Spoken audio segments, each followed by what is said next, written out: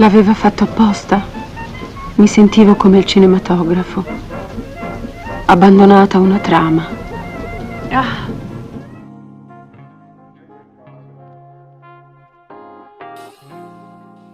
Benvenuti in Soffitta, dove le storie prendono vita e l'universo cinematografico si fonde con la bellezza delle sue protagoniste.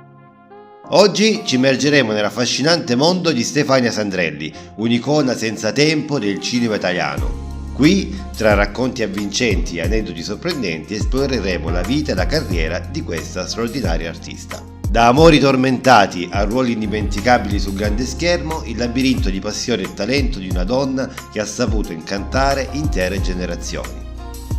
Se ti sei perso la puntata del podcast, non disperare, la puoi recuperare nella playlist dedicata. Ti lascio il link nella descrizione del video. Se ancora non sei iscritto alla Soffitta, iscriviti per rimanere sempre sintonizzato sui miei contenuti. Perché, mi pare proprio il caso di dirlo, ne vedremo delle belle, bellissime, come la nostra Stefania Sandrelli. Stefania Sandrelli, le faremo qualche domanda sui festival, anche se lei è un'attrice giovanissima. A quanti festival ha partecipato? A un festival, quello di Cannes, 2 anni fa. E quanti giorni rimase? 3 giorni. Facciamo un salto indietro nel tempo. Stefania Sandrelli nasce il 5 giugno del 1946 a Viareggio ed è sempre stata una vera forza della natura, fin dall'infanzia. Già allora si camuffava per infilarsi nelle sale cinematografiche riservate agli adulti e creava piccoli film in 8 mm con il fratello Sergio. Non posso non menzionare che a soli 15 anni ha partecipato e vinto il concorso di bellezza Miss Viareggio. Questo ha acceso la miccia della sua incredibile carriera nel mondo dello spettacolo. Paolo Costa, un fotografo per il settimanale Le Ore, ha dotato la giovane vincitrice, ponendo l'inizio di una carriera luminosa per Stefania. Pensate, una teenager che si affaccia nel mondo del cinema e già fa parlare di sé. A soli 15 anni, appena uscita vincente dal concorso di bellezza, si è catapultata nel mondo del cinema con Gioventù di notte del 1961. Immaginate, già a quell'età, lavorare con Mario Sequi e Luciano Salce e in pellicole come Il Federale con Ugo Tognazzi. Per quanto riguarda la pubblicità, come si comportò 2 anni fa? Accettò tutte le richieste dei fotoreporter oppure quest'anno le accetterà ancora? Non so, per esempio, se le dicono signorina Sandrelli, andiamo a fare un fotoservizio, si mette in costume da bagno, la fotografiamo, non so, sulla spiaggia, sulla Croisette, sul pontile, in bikini magari. Lei accetterebbe questo? Come mai? Perché non ne vedo la necessità. Non le va, eh?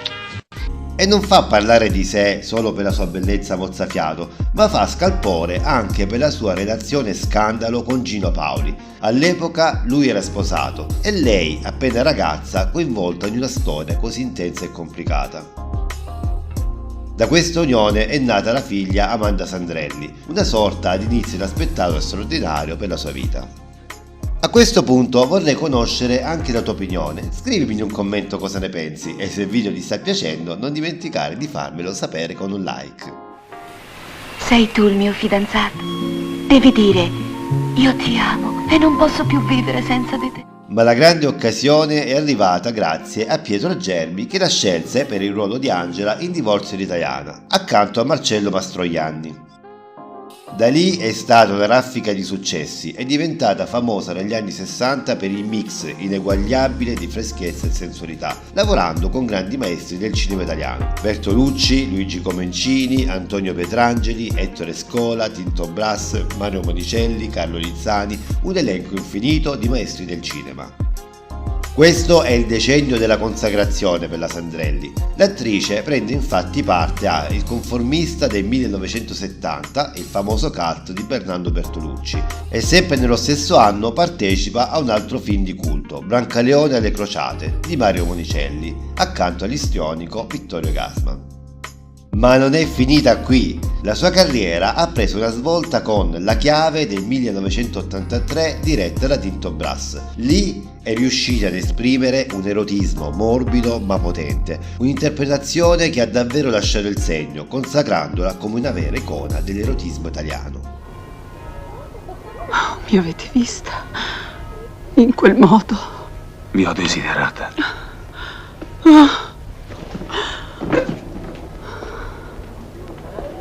Questo erotismo, unito al suo talento e alla sua bellezza, la porterà a lavorare anche con registi internazionali come Bigas Luna, Jean-Pierre Melville, Claude Chabrol, insomma una carriera internazionale da urlo con un'indimenticabile scena in cui è completamente nuda in Lulu del 1980 di Mario Missiroli, che ha fatto impazzire il mondo. Il breve ma intenso ciclo erotico di Stefania Sandrelli nei primi anni '80 rappresentò un fenomeno di grande portata che ruppe molti schemi e divise la critica cinematografica, attirando per la prima volta in Italia l'attenzione del grande pubblico sulla discussione intorno al tema del genere erotico-artistico.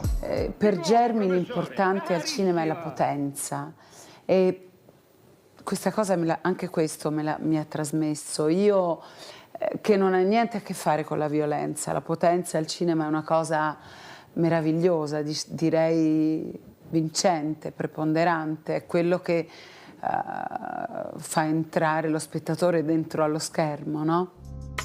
Tornando alla sua vita personale, nel 1972 aveva sposato Nicky Pende, un chirurgo che le ha dato l'ultimo dei suoi figli, Vito Pende. Ma, guarda caso, il matrimonio è naufragato dopo solo 4 anni, quando, sul set di Novecento, la Sandrelli ha intrapreso una relazione con Gérard Depardieu. Quindi potete solo immaginare quanto fosse movimentata la sua vita amorosa e lavorativa. E proprio parlando di lavoro, Stefania Sandrelli è stata una vera e propria regina sul grande schermo. Film come C'eravamo tanto amati, Il conformista e Quelle strane occasioni hanno consacrato il suo talento e il suo fascino ammaliante. Ma la vera svolta è stata proprio la sua partecipazione in Novecento accanto a Gérard Depardieu, una collaborazione che ha creato non pochi casini nel suo matrimonio con Nicky Pende. Le interessa conoscere altri attori e attrici straniere in un festival? Le interesserebbe? Sì, certo. Sì? Per quale ragione? Credo che sia utile, soprattutto conoscere delle persone che si desidera conoscere. E lei ha qualcuno che desidererebbe conoscere a un festival, per esempio? Vediamo un po', pensi un pochettino. Non lo so perché non so assolutamente chi c'è, chi ci va. Ma non finisce qui. La sua carriera ha avuto un'altra svolta nel 1983 con l'inizio della relazione con Giovanni Soldati. Da lì in avanti ha cambiato completamente registro, recitando in pellicole come Speriamo che sia femmina, La famiglia e Il piccolo diavolo. Ha anche fatto un breve ritorno nell'erotismo con Prosciutto Prosciutto nel 1992, ma è stato solo un breve intermezzo. Negli anni 90 ha dato il meglio di sé in film come Con gli occhi chiusi del 1994, interpretando il ruolo di una madre malata, e come La seducente nonna in Matrimoni di Cristina Comencini. Ottiene parecchi consensi anche con la pellicola Evelina e i suoi figli del 1990, con la quale avrà un'altra candidatura ai David di Donatello, ottenendone anche un'altra per il film Per amore, solo per amore del 1993 di Giovanni Veronesi. Ma Stefania Sandrelli non è solo cinema, ha calcato anche palcoscenici teatrali debuttando nel 1992 con Le faremo tanto male di Pino Quartullo, portando poi la stessa interpretazione sul grande schermo nel 1998. Ed è presente anche in TV interpretando numerosi sceneggiati televisivi di grande successo come I racconti del maresciallo, Come una mamma e le serie Il maresciallo Rocca e Il bello delle donne. E le ricompense? Un fiume di riconoscimenti. Ha vinto il Nastro d'Argento nel 1986 per La famiglia di Ettore Scola, nel 1988 per Mignone e partita e nel 2000 per L'ultimo bacio di Gabriele Muccino. E questi 2 ultimi film le hanno fruttato anche il David di Donatello. Ma il culmine è stato nel 2005, quando ha ricevuto il Leone d'Oro alla carriera alla Mostra del Cinema di Venezia, consegnatole dalla figlia Amanda. Nel 2006 ha ricevuto il Nastro d'Argento come attrice più amata dal pubblico e dal cinema d'autore. Sono cresciuta anche come persona attraverso il cinema, attraverso il mio lavoro, no? C'è proprio una vera e propria evoluzione, no? Del personaggio femminile, della donna proprio nella società italiana. Con gli anni la nostra Stefania si è specializzata in film d'autore, commedie leggere e serie TV. Nel 2010, insieme alla figlia Amanda, ha debuttato dietro la macchina da presa con Christine Cristina, una delle rare volte in cui ha diretto.